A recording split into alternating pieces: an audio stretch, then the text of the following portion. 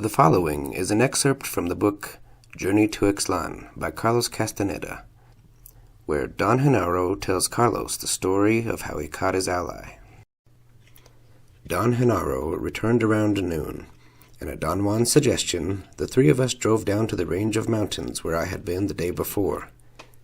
We hiked on the same trail I had taken, but instead of stopping on the high plateau, as I had done, we kept on climbing until we reached the top of the lower range of mountains. Then we began to descend into a flat valley. We stopped to rest on top of a high hill. Don Genaro picked the spot. I automatically sat down, as I have always done in their company, with Don Juan to my right and Don Genaro to my left, making a triangle. The desert chaparral had acquired an exquisite, moist sheen. It was brilliantly green after a short spring shower. "Genaro is going to tell you something," Don Juan said to me all of a sudden. "He is going to tell you the story of his first encounter with his ally. Isn't that so, Genaro?" There was a tone of coaxing in Don Juan's voice. Don Genaro looked at me and contracted his lips until his mouth looked like a round hole.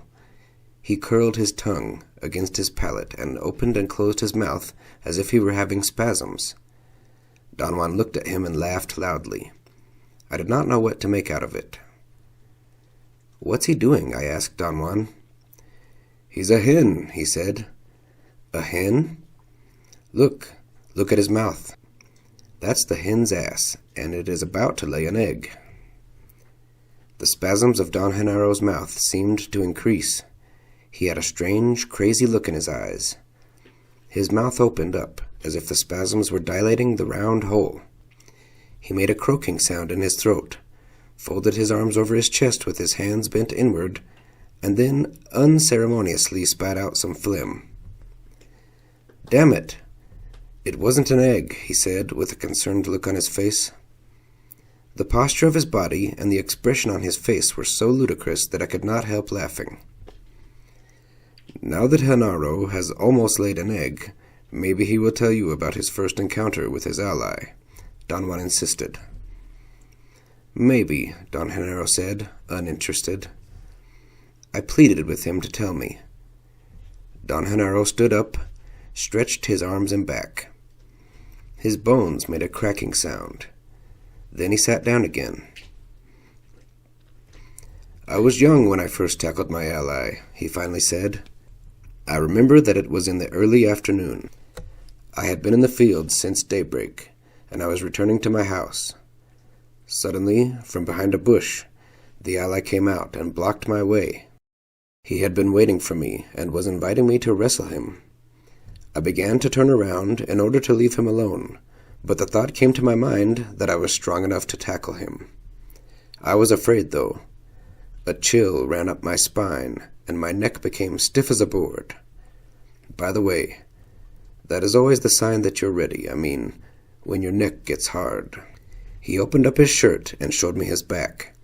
He stiffened the muscles of his neck, back, and arms. I noticed the superb quality of his musculature. It was as if the memory of the encounter had activated every muscle in his torso. "In such a situation," he continued, "you must always close your mouth." He turned to Don Juan and said, "Isn't that so?"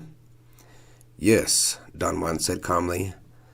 "The jolt that one gets from grabbing an ally is so great that one might bite one's tongue off, or knock one's teeth out. One's body must be straight and well grounded, and the feet must grab the ground." Don Genaro stood up and showed me the proper position. His body slightly bent at the knees, his arms hanging at his sides with the fingers curled gently. He seemed relaxed, and yet firmly set on the ground. He remained in that position for an instant, and when I thought he was going to sit down, he suddenly lunged forward in one stupendous leap, as if he had springs attached to his heels. His movement was so sudden that I fell down on my back. But as I fell, I had the clear impression that Don Genaro had grabbed a man, or something which had the shape of a man. I sat up again. Don Genaro was still maintaining a tremendous tension all over his body. Then he relaxed his muscles abruptly and went back to where he had been sitting before and sat down. "Carlos just saw your ally right now," Don Juan remarked casually, "but he's still weak and fell down." "Did you?" Don Genaro asked in a naive tone and enlarged his nostrils. Don Juan assured him that I had seen it. Don Genaro leaped forward again with such a force that I fell on my side. He executed his jump so fast that I really could not tell how he had sprung to his feet from a sitting position in order to lunge forward. Both of them laughed loudly, and then Don Genaro changed his laughter into a howling indistinguishable from a coyote's. "Don't think that you have to jump as well as Genaro in order to grab your ally," Don Juan said in a cautioning tone. "Genaro jumps so well because he has his ally to help him. All you have to do is to be firmly grounded in order to sustain the impact. You have to stand just like Genaro did before he jumped. Then you have to leap forward and grab the ally." "He's got to kiss his medallion first," Don Genaro interjected. Don Juan, with feigned severity, said that I had no medallions. "What about his notebooks?" Don Genaro insisted. "He's got to do something with his notebooks. Put them down somewhere before he jumps. Or maybe he'll use his notebooks to beat the ally." "I'll be damned," Don Juan said with a seemingly genuine surprise. "I have never thought of that. I bet it'll be the first time an ally is beaten down to the ground with notebooks." When Don Juan's laughter and Don Genaro's coyote howling subsided, we were all in a very fine mood. "What happened when you grabbed your ally, Don Genaro?" I asked. "It was a powerful jolt," Don Genaro said, after a moment's hesitation. He seemed to have been putting his thoughts in order. "Never would I have imagined it was going to be like that," he went on. "It was something like nothing I can tell. After I grabbed it, we began to spin. The ally made me twirl, but I didn't let go. We spun through the air with such speed and force that I couldn't see anymore. Everything was foggy. The spinning went on and on and on. Suddenly, I felt that I was standing on the ground again. I looked at myself. The ally had not killed me. I was in one piece. I was myself. I knew then that I had succeeded. At long last I had an ally. I jumped up and down with delight. What a feeling it was. Then I looked around to find out where I was. The surroundings were unknown to me. I thought that the ally must have taken me through the air and dumped me somewhere very far from the place where we started to spin. I oriented myself. I thought that my home must be toward the east, so I began to walk in that direction. It was still early. The encounter with the ally had not taken too long. Very soon I found a trail, and then I saw a bunch of men and women coming towards me. They were Indians. I thought they were Mazatec Indians. They surrounded me and asked me where I was going. "I'm going home to Ixtlan," I said to them. "Are you lost?" someone asked. "I am," I said. "Why?" "Because Ixtlan is not that way. Ixtlan is in the opposite direction. We ourselves are going there," someone else said. "Join us," they all said. "We have food." Don Genaro stopped talking and looked at me as if he were waiting for me to ask a question. "Well, what happened?" I asked. "Did you join them?" "No, I didn't," he said, "because they were not real." I knew it right away the minute they came to me. There was something in their voices, in their friendliness that gave them away, especially when they asked me to join them, so I ran away. They called me and begged me to come back. Their pleas became haunting, but I kept running away from them. "Who were they?" I asked. "People," Don Genaro replied cuttingly, "except that they were not real. They were like apparitions, Don Juan explained. "Like phantoms." After walking a while, Don Genaro went on, I became more confident. I knew that Ixtlan was in the direction I was going. And then I saw two men coming down the trail towards me. They also seemed to be Mazatec Indians. They had a donkey loaded with firewood. They went by me and mumbled, "Good afternoon." "Good afternoon," I said, and kept walking. They did not pay any attention to me and went on their way. I slowed down my gait and casually turned around to look at them. They were walking away, unconcerned with me. They seemed to be real. I ran after them and yelled, "Wait, wait!"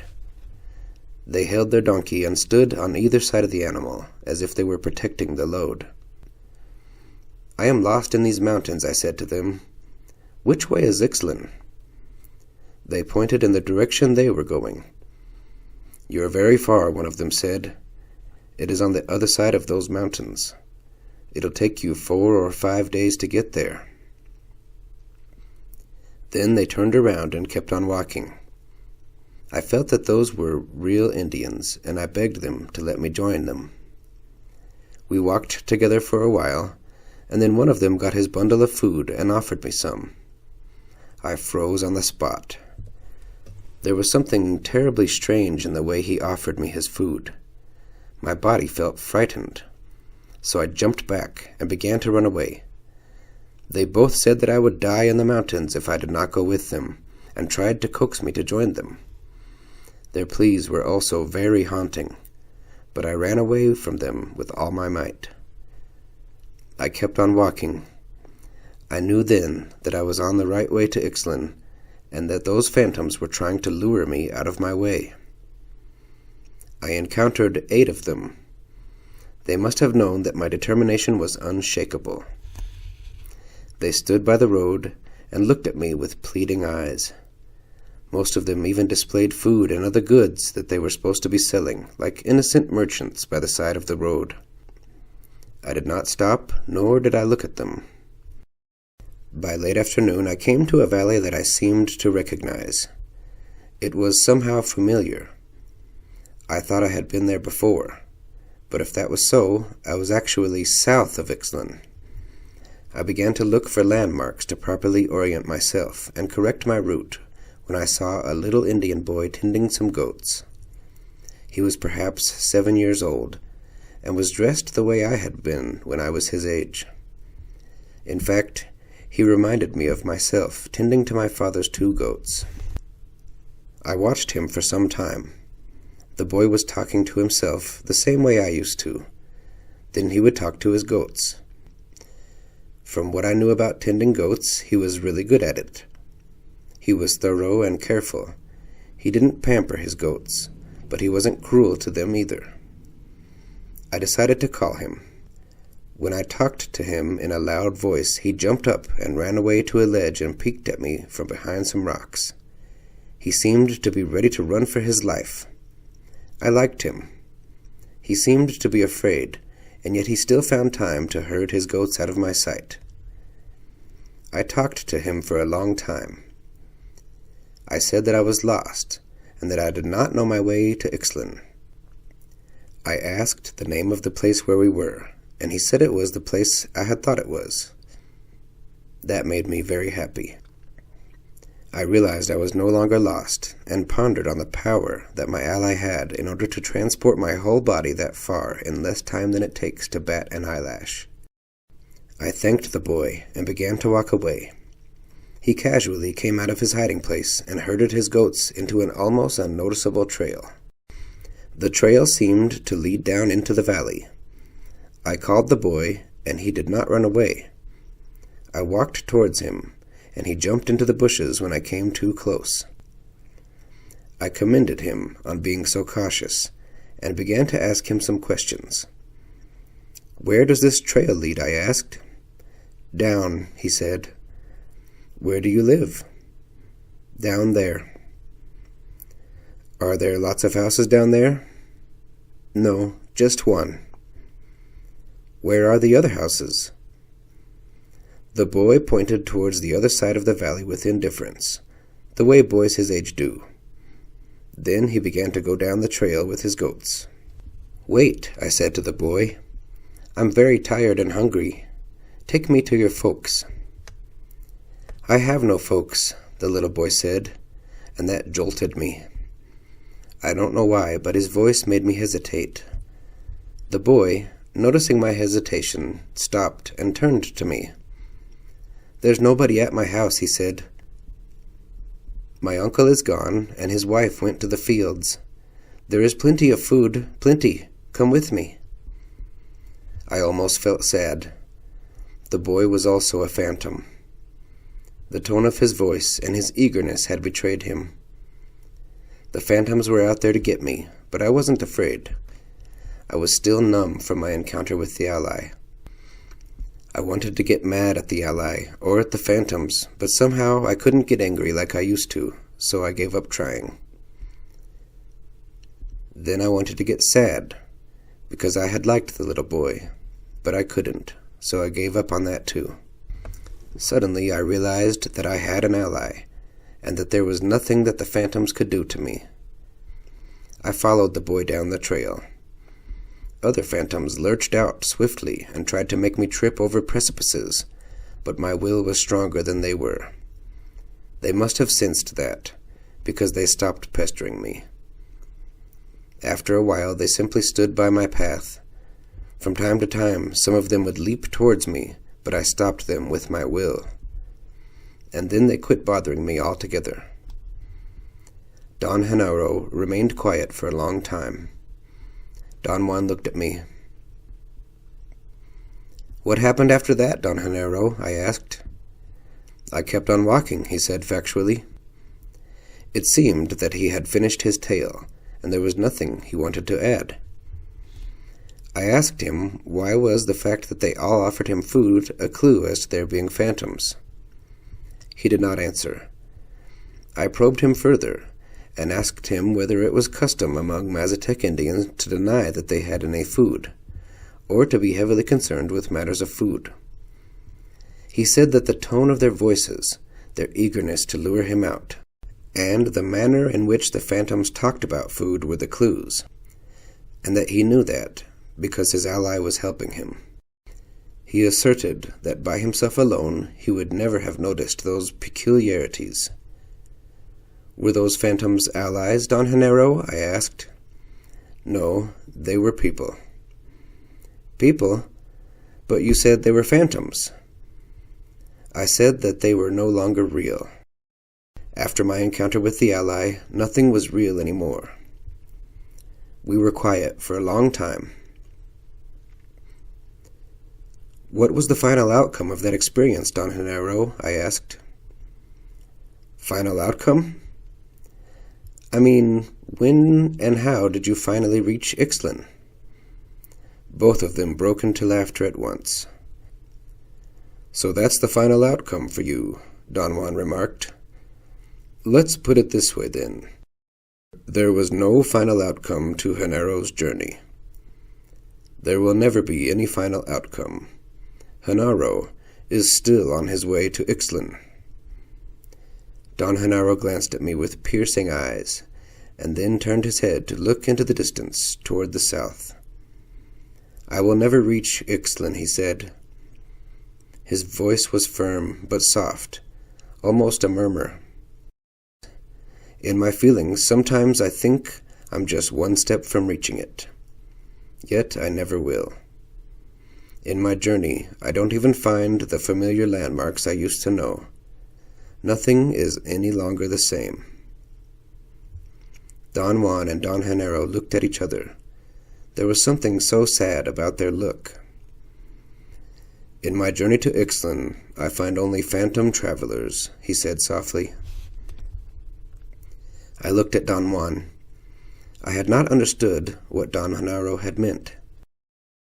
"Everyone Genaro finds on his way to Ixtlan is only an ephemeral being," Don Juan explained.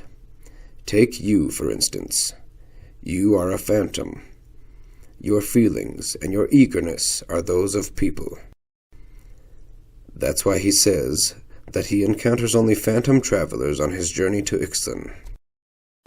I suddenly realized that Don Genaro's journey was a metaphor. "Your journey to Ixtlan is not real, then," I said. "It is real," Don Genaro interjected. "The travelers are not real." He pointed to Don Juan with a nod of his head and said emphatically, "This is the only one who is real. The world is real only when I am with this one." Don Juan smiled. "Genaro was telling his story to you," Don Juan said, "because yesterday you stopped the world, and he thinks that you also saw, but you are such a fool that you don't know it yourself. I keep on telling him that you are weird, and that sooner or later you will see. At any rate, in your next meeting with the ally, if there is a next time for you, you will have to wrestle with it and tame it. If you survive the shock, which I'm sure you will, since you're strong and have been living like a warrior, you will find yourself alive in an unknown land. Then, as is natural to all of us, the first thing you will want to do is start on your way back to Los Angeles. But there is no way to go back to Los Angeles. What you left there is lost forever. By then, of course, you will be a sorcerer, but that's no help. At a time like that, what's important to all of us is the fact that everything we love or hate or wish for has been left behind. Yet the feelings in a man do not die or change, and the sorcerer starts on his way back home, knowing that he will never reach it, knowing that no power on earth, not even his death, will deliver him to the place, the things, the people he loved. That's what Genaro told you." Don Juan's explanation was like a catalyst. The full impact of Don Genaro's story hit me suddenly when I began to link the tale to my own life. "What about the people I love?" I asked Don Juan. "What would happen to them?" "They would all be left behind," he said. "But is there no way I could retrieve them? Could I rescue them and take them with me?" "No. Your ally will spin you, alone, into unknown worlds." "But I could go back to Los Angeles, couldn't I? I could take the bus or a plane and go there. Los Angeles would still be there, wouldn't it?" "Sure," Don Juan said, laughing. "And so will Manteca, and Temecula, and Tucson." "And Tecate," Don Genaro added with great seriousness. "And Piedras Negras and Tranquitas," Don Juan said, smiling. Don Genaro added more names, and so did Don Juan, and they became involved in enumerating a series of the most hilarious and unbelievable names of cities and towns. "Spinning with your ally will change your idea of the world," Don Juan said. "That idea is everything, and when that changes, the world itself changes." He reminded me that I had read a poem to him once and wanted me to recite it. He cued me with a few words of it, and I recalled having read to him some poems of Juan Ramon Jimenez. The particular one he had in mind was entitled El Viaje Definitivo, The Definitive Journey. I recited it. "And I will leave, but the birds will stay singing, and my garden will stay with its green tree, with its water well. Many afternoons the skies will be blue and placid, and the bells in the belfry will chime, as they are chiming this very afternoon. The people who have loved me will pass away, and the town will burst anew every year. But my spirit will always wander nostalgic, in the same recondite corner of my flowery garden." "That is the feeling Genaro is talking about," Don Juan said. "In order to be a sorcerer, a man must be passionate. A passionate man has earthly belongings and things dear to him, if nothing else, just the path where he walks." What Genaro told you in his story is precisely that Genaro left his passion in Ixtlan, his home, his people, all the things he cared for. And now he wanders around in his feelings, and sometimes, as he says, he almost reaches Ixtlan. All of us have that in common. For Genaro, it is Ixtlan. For you, it will be Los Angeles. For me... I did not want Don Juan to tell me about himself. He paused, as if he had read my mind. Genaro sighed and paraphrased the first lines of the poem. I left, and the birds stayed singing. For an instant I sensed a wave of agony and an indescribable loneliness engulfing the three of us. I looked at Don Genaro, and I knew that, being a passionate man, he must have had so many ties of the heart, so many things he cared for and left behind. I had the clear sensation that at that moment the power of his recollection was about to landslide, and that Don Genaro was on the verge of weeping. I hurriedly moved my eyes away. Don Genaro's passion, his supreme loneliness, made me cry. I looked at Don Juan. He was gazing at me. Only as a warrior can one survive the path of knowledge, he said, because the art of a warrior is to balance the terror of being a man with the wonder of being a man. I gazed at the two of them, each in turn. Their eyes were clear and peaceful. They had summoned a wave of overwhelming nostalgia, and when they seemed to be on the verge of exploding into passionate tears, they held back the tidal wave.